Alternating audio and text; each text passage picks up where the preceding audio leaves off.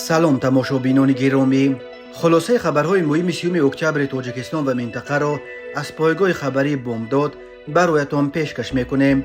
شروع میکنیم از یک نگاه کوتاه به سرخط خبر مهم روز در این برنامه. در پایتخت داغستان ازدحام در جستجوی گریزها از اسرائیل فرودگاه را اشغال کرد. قرقیزستان از ترکیه درونهای نفترین تمغه اوقانچی و اوقسونغور خرید است. تعقیب و تعدید پرونده به نورس تاجیک در روسیه برای حمایت از پرچم تاجیکستان.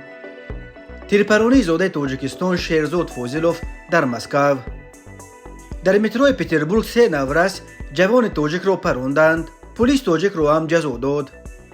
و قدم قربان در برنامه اندری ملاخوف همه را قویل کرد. و اکنون تفصیلات خبرها. شام 29 اکتبر سال 2023 ازدحام عبارت از چندین هزار نفر اکثرا جوانان فرودگاه مخچکله پایتخت جمهوری داغستان روسیه را اشغال کردند. تظاهرگران به فرودگاه با شعارها به طرفداری فلسطین و ضد اسرائیل آمده بودند. سبب بی‌ترتیبی‌ها و آوازها درباره گویا از تل آویو با هواپیمای رد وینگز به داغستان آوردن اسرائیلی‌های گریزه شد. هرچند ازدحام گرد جمع آمده را اطمینان می‌دادند که با این هواپیما کودکانی را آوردند که در اسرائیل از بیماری‌های سرطان تبابت می‌گرفتند، ولی ازدحام آرام نشد و اول تالار فرودگاه را اشغال کرده سپس به خط پرواز فرو ریختند تا مستقیما داخل هواپیماها را تفتیش کنند که یگان گریزه نیست. بعد چند ساعت تظاهرگران فرودگاه را ترک کردند و حکومت داغستان اعلام کرد که وضع زیر نظارت درآورده شد، ولی فرودگاه هنوز کار نمی‌کند. گفته میشود پلیس برای پراکنده کردن آنها از گاز اشک‌آور استفاده برده است. در رابطه با این حادثه بر اساس ماده 212 کودکس جنایتی روسیه با اتهام تشکیل بی‌ترتیبی‌های عمومی پرونده جنایتی گشودند. وزارت کارهای داخلی داغستان گفت علاقه شخصیت 150 نفر از اشتراکچیان معاین کرده شده، تقریبا 60 تن آنها دستگیر گردیدند. وزارت تندرستی داغستان از جراحت برداشتن بیش از 20 کس از جمله 9 کارمند پلیس خبر داد. در پی به میدان پرواز ورود هواپیما فرو ریختن ازدحام، روسویت نشست و خیز پروازها را در فرودگاه مخچکله موقتا قطع کرد و پروازهای برنامه‌ریزی شده به فرودگاه مخچکله را به فرودگاه‌های ولادیگافکاز و مینرال نیوادی فرستادند. رهبر داغستان جنرال سرگئی میلیکوف بی‌ترتیبی‌ها در فرودگاه مخچکله را محکوم کرد و دغلانه ویران کردن قانون نامید. در همین حال ناظران بی‌ترتیبی‌ها در پایتخت داغستان را همچون باز یک علامت ضعیف شدن حکومت مرکزی در روسیه می‌شمارند و می‌گویند این روند یعنی نظارت وضع در منطقه‌های کشور را از دست دادن کرمل، به خصوص بعد حمله روسیه به خاک اوکراین سرعت و وسعت بیش از پیش پیدا کرده است. 29 اکتبر سال 2023 قبل از آغاز سبقت‌های تاکتیکی در تمرینگاه حربی ایدلویس به پرزیدنت قرقیزستان صادر جابوروف نمونه‌های سلاح‌های جدیدی که برای قوه‌های مسلح این کشور اساساً برای قشون‌های مرزبانیش خریداری شدند، از جمله ماشین‌های زیرپوش و درون‌های ساخت خود قرقیزستان، همچنین هواپیماهای بی‌سرنشین نفترین تمغه اوقانچی و اوقسونغور که اخیراً از ترکیه خریدند نمایش داده شدند. در عکس‌های نشر کرده خدمات مطبوعات پرزیدنت دیده می‌شود که جابوروف در این نمایش زور و بازو دست راستش رئیس کمیته دولتی امنیت ملی قرقیزستان قمچیبک توشیف همراهی میکند. بنا به گزارش خدمات مطبوعات پرزیدنت قرقیزستان به جابوروف در ایدلویس از جمله ماشین‌های زیرپوش تمغه‌های تیگر، اکسوم و تویوتا لند کروزر که با پلموت‌های قدرتشان بزرگ مسلح گردانیده شدند و درون‌های ساخت قرقیزستان نمایش دادند. صادر جابوروف همچنین با اقتدار جنگی هواپیماهای بی‌سرنشین ترکیه اوقانچی و اوقسونغور که با موشک‌های زمین به هوا و هوا به هوا مسلح گردانیده شده توان از بین بردن هدف‌های چه در آسمان و چه در زمین را دارند شناخته شده است. این درون‌ها هم روزانه و هم شبانه استفاده شدن می‌توانند، چون که با تجهیزات‌های نفترین زمانوی نشانه‌گیری و مجهز گردانیده شدند. پرزیدنت قرقیزستان در سخنرانیش گفته است که حکومت او از سال 2021 به این طرف به صورت منتظم به تعقیب اقتدار جنگی قوه‌های مسلح کشور مشغول شده توانسته است که علاقه برای ارتش و قشون‌های سرحدی سلاح‌های معاصر به مثل هواپیماهای بی‌سرنشین بیرقدار تبه، اوقانچی و اوقسونغور خریداری کند. صادر جابوروف وعده داد که دولت به تحکیم اقتدار جنگی ارتش قرقیزستان و بهبود شرایط افسران و عسکران همچنان ادامه خواهد داد. در انجام جبار و توشیف از منوره دیدبانی جریان گشت حربی با اشتراک چرخبال‌ها را تماشا کردند. قرقیزستان در جریان مناقشه خونین ماه سپتامبر سال 2022 در مرز با تاجیکستان به طور فعالانه از هواپیماهای بی‌سرنشین از ترکیه خریدش استفاده برد.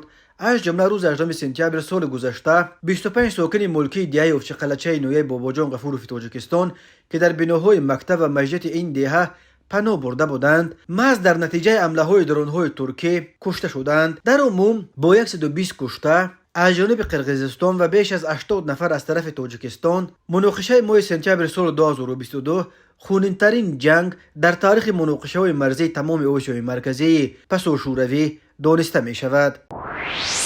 ریاست تفتیشات ولایت نووگورود روسیه شام 27 اکتبر سال 2023 در تلگرام کانالش خبر داد که به سنجش قضیه یک نورس توجیک که در یک مکتب در شهر ولدای از پرچم ملی تاجیکستان حمایت کرد شروع کرده است. مقامات تفتیشاتی به سنجش خبر در شبکه‌های اجتماعی نشر شده پرداختند. در اینترنت ویدیوی نشر شد که طبق آن فرزندان مهاجر تاجیک در شهر ولدای ولایت نووگورود پرچم ملیشان را به مکتب آوردند. به سوال یک خواننده دختر که سبب این کارش را پرسید، این نورس او را تهدید کشتن کرد.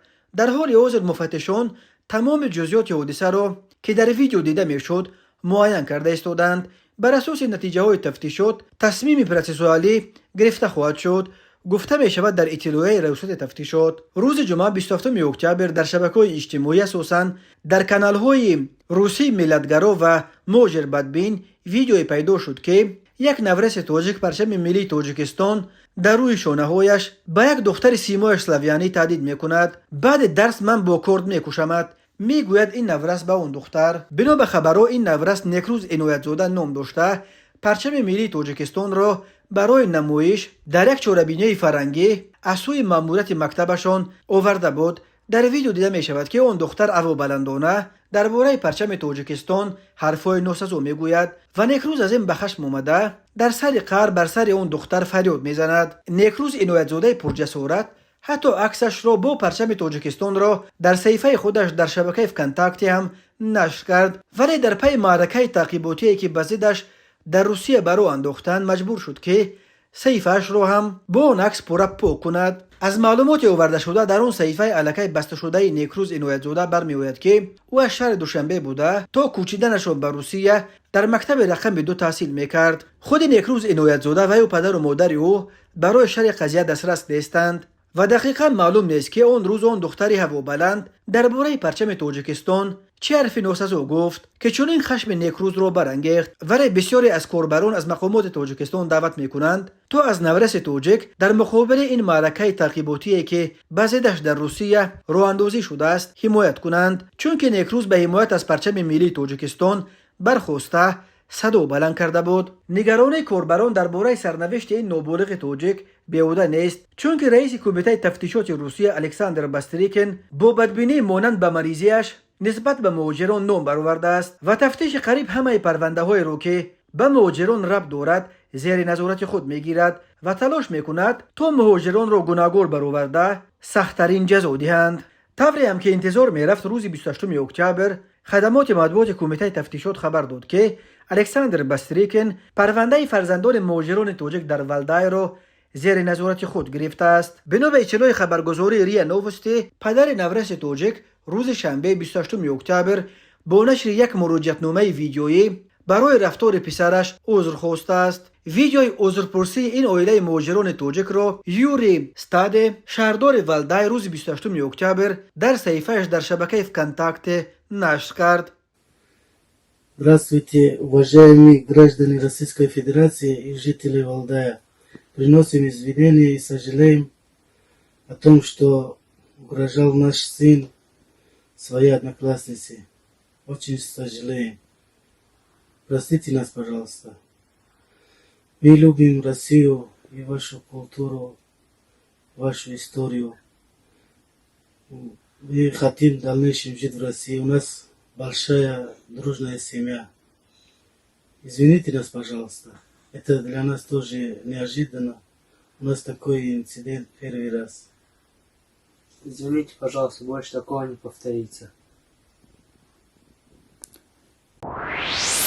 روز 28 اکتبر سال 2023 در ایستگاه متروی اودلنایا در مرکز شهر سانت پتربورگ یک مهاجر 21 ساله از تاجیکستان هدف حمله مسلحانه قرار گرفته است. در این باره این جوان تاجیک خودش به پلیس خبر داده است. بنا به اطلاع رسانه‌های محلی از جمله فنتانکا، پلیس نه فقط حملگران بلکه خود قربانی حمله را هم جزا داده است. بنا به گزارش فنتانکا روز 28 اکتبر یک جوان 21 ساله تاجیک که به پتربورگ از تاجیکستان با مقصد کار آمده همچون حمال یا گروش کار میکرده است به کارمندان پلیس در ایستگاه متروی اودلنایا مراجعت کرده خبر داده است که در پلتفرم این ایستگاه مترو نفران ناشناس به طرف او از پیستولت تیرخوری کردند. کارمندان پلیس الکی در ایستگاه بعدی پیانیرسکایا 3 نفر را با گمان حمله مسلحانه به مهاجر تاجیک دستگیر کردند. معلوم شد که هر 3 آنها نابالغ بوده در یک مکتب خصوصی تحصیل میکردند. پلیس این 3 نفر دو اکا و دادر سینشان 13 و 15 و دوست 15 ساله آنها را دستگیر و از دست آنها 1 میل سلاح شکاری را مصادره کرده است. از بس که قانون شکنان نابالغند، پلیس نسبت به والدان آنها با اتهام به طور مناسب اجرا نکردن مسئولیت پدر و مادر در تربیت فرزند پروتکل ترتیب دادند. ولی هنگام تحقیق این قضیه معلوم شده است که جبر دیده نیز قاعده های بود و باش در روسیه را ویران کرده است. نسبت به او نیز برای ویران کردن قانون مهاجرت پروتکل ترتیب دادند. تماشابینان عزیز، یادآور می‌شویم خلاصه مهمترین اخبار تاجیکستان را از پایگاه خبری بامداد تماشا دارید. برنامه را ادامه می‌دهیم. در مسکو نسبت به زاده تاجیکستان شهرزاد فاضلوف 23 ساله بر اساس 2 بند کودکس جنایتی روسیه با اتهام افباشی با استفاده از سلاح ماده 213 و مقاومت و زورآوری نسبت به نماینده دولت ماده 318 پرونده جنایتی گشودند. به او طبق ماده 213 همچون جزا تا 7 سال زندان و برای مقاومت به پلیس بر اساس ماده 318 تا 10 سال زندان تهدید میکند. خود شهرزاد فاضلوف و یک دوستش که نیز شاهد عین حادثه بود برای شرح مستقیم ماجرا دسترس نیستند، ولی بنا به فرضیه مقامات روز 28 اکتبر سال 2023 در ایستگاه اتوبوس در کوچه سوفیا کاوالیوفسکایا در شمال مسکو تیری از پیستولت پنیوماتیکی به زمین خالی کرده فاضلوف از اسفالت جسته به دست یک جوانزن زده است. این جوانزن که با کودکش در ایستگاه منتظر اتوبوس بود از شهرزاد و دوستی او که سیگار میکشیدند خواهش کرده بود است که کمی دورتر سیگار بکشند تا دودش به دماغ کودک او نرسد. به بالای این بنا به اطلاع تلگرام کانال ماش که اولین شده درباره این حادثه خبر داد و نیز اولین شده اسم جوان دستگیر شده را نشر کرد، شهرزاد فاضلوف هنگام فرار در اتوبوس به طرف یک زن دیگر نیز از پیستولتش تیرخوری کرده هنگام بازداشت به کارمندان پلیس مقاومت نشان داده است. تلگرام کانال ماشین چون این خبر داد که گویا یکی از آن مردهای سیگارکش به خشم آمده به ندای روزها را بد میبینم، امریکا بهتر است، به زمین تیر خولی کرده است، ولی تیر از زمین جسته به دست آن جوانزن رسیده است. یولیا ایوانووا سخنگوی سراسر تفتیشات شهر مسکو شام 28 اکتبر بدون نشر نام گمان شونده خبر داد که نسبت به یک زاده تاجیکستان در رابطه به عملهای افباشانه در شمال مسکو پرونده جنایتی گشودند. شام 29 اکتبر سال 2023 نشر نوبتی برنامه پیسنیت وسی دوشی در تایه یکی از معروفترین شومن‌های روس اندری ملاخوف در شبکه تلویزیونی روسیه یک نشر شد.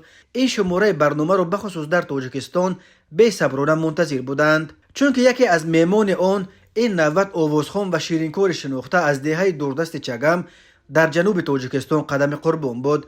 اندری ملاخوف از 1.5 ساعت برنامهش 15 دقیقه آن را به این ستاره خودرو از دهه چگم اختصاص داد و با وجود موج انتقادهایی که قدم قربان قبل از نشر شو ملاخوف دچار شد، حالا میتوان به باوری گفت که یکی از هنرنمایی‌های اصم خاطرمون و دلنشین در این شماره برنامه محض هنرنمای آوازخوانی تاجیک بود. قدم قربان در دقیقه 25 برنامه حاضر شد و تا دقیقه 40 برنامه را به قول معروف ترکاند. او در آغاز چند مصرعی از ترانه‌های مشهورترین خود از جمله لیکی لیکی، ترانه‌های زوبی زوبی و می لاویو از فیلم‌های در زمانش پرتماشابین هندو را خواند. هنرنمایی شاکارش سر پاورود رو با سینتزاتور اجرا کرد و در آخر ترانه من با دختر وا خوردم از فیلم مشهور 70 سال پیش توجیک فیلم رو بازخوان کرد.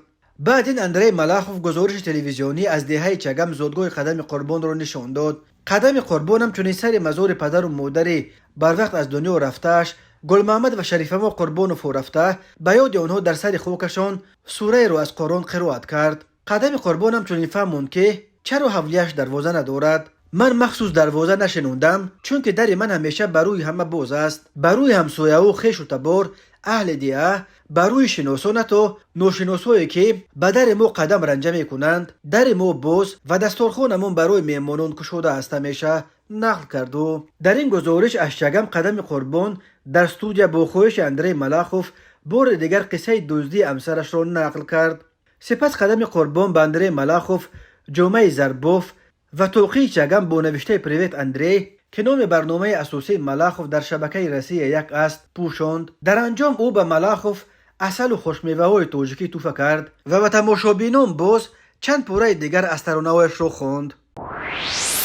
ریاست کارهای داخلی شهر دوشنبه خبر داد که صحنه 30 اکتبر سال 2023 تقریبا ساعت 13:24 در قهوه‌خانه مروه واقع در خیابان رودکی در مرکز پایتخت تاجیکستان از حساب گاز مایع ترکش به عمل آمد. در نتیجه این ترکش 2 نفر شهروندان، 1 نفر کارمند و 1 نفر میزاج آشخانه مذکور جراحت برداشتند. همزمان 1 عدد واسطه نقلیات تمغه لکسوس که در نزدیکی آشخانه قرار داشت ضرر تکنیکی دیده است، گفته می شود در اطلاع ملیس دوشنبه. همچنین گفته می شود که این حادثه از جانب مقامات حفظ حقوق همچون حادثه ناخوش به قید گرفته شده مورد سنجش قرار دارد. مروه قهوه‌خانه پرمشتری غذاها و شیرینی‌های ترکی است. قهوه‌خانه واقع در خیابان رودکی نخستین نقطه این برند در تاجیکستان بود که از نیمه دوم سالهای 90 به این طرف قریب 13 ساله باز فعالیت دارد. روز 29 اکتبر سال 2023 در یک صدمه در شورای سمر شمکند در شمال قزاقستان 3 نفر از جمله 1 راننده از تاجیکستان، راننده ماشین دوم از ازبکستان و 1 مسافر به هلاکت رسیده، 2 مسافر دیگر جراحت برداشتند. بنا به اطلاع پایگاه خبری پلیس قزاقستان روز 29 اکتبر راننده 34 ساله ماشین تمغه کیا ریو شهروند تاجیکستان هنگام حرکت از طرف ولایت قزاقستان غربی به طرف شهرک قباده ولایت اقتیپه در کیلومتر 606 شورای سمر شمکند به ماشین تمغه شیورلت تحت اداره شهروند 31 ساله ازبکستان برخورده است. در نتیجه هر 2 راننده و 1 مسافر در جای حادثه جان باختند. 2 مسافر دیگر را با جراحت‌های گوناگون جسمانی در بیمارستان قباده بستری کردند.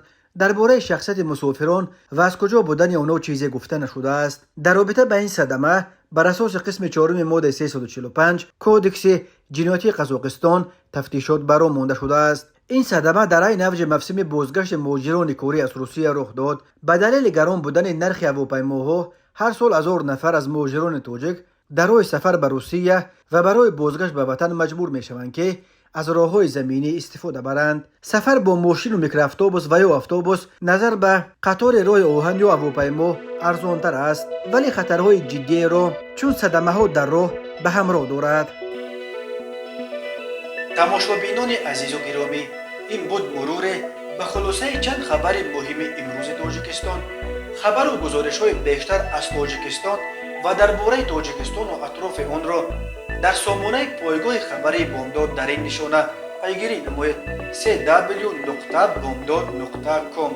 خوش باشید.